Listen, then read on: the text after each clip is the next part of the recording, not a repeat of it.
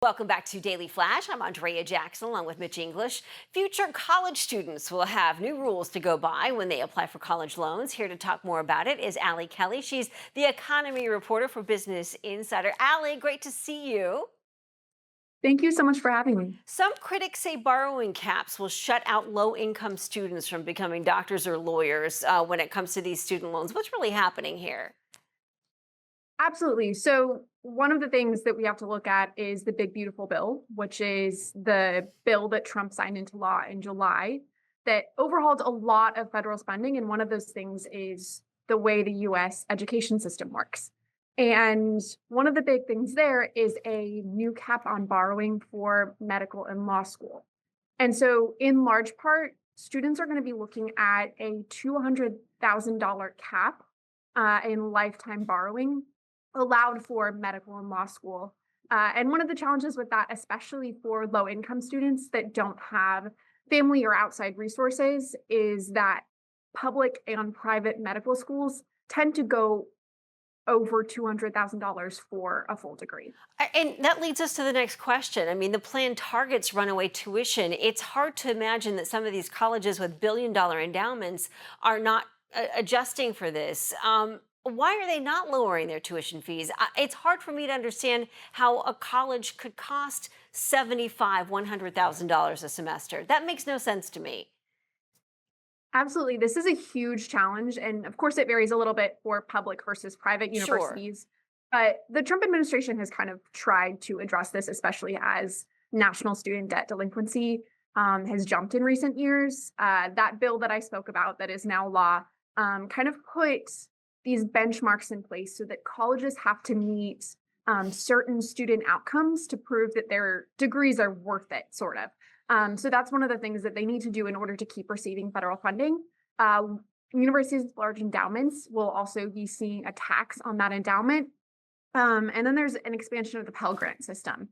So the Trump administration, in short, has kind of put some more conditions on these colleges that in order to receive federal funding, they have to make education a little bit more accessible. Well, it's hard to imagine that some of these students who are graduating from college and they're pursuing a career as a doctor or a lawyer are now facing two, three, $400,000 in debt. I just can't imagine trying to dig yourself out of the hole. What about a surcharge on students who want to become a doctor or a lawyer?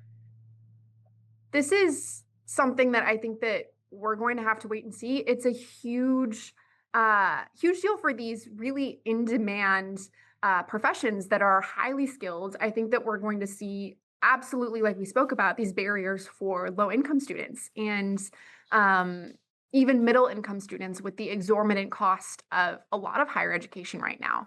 I think that rural areas, especially, could see this impact over time, that they're already seeing the brunt of these physician shortages and kind of generally lower resourced in a lot of ways.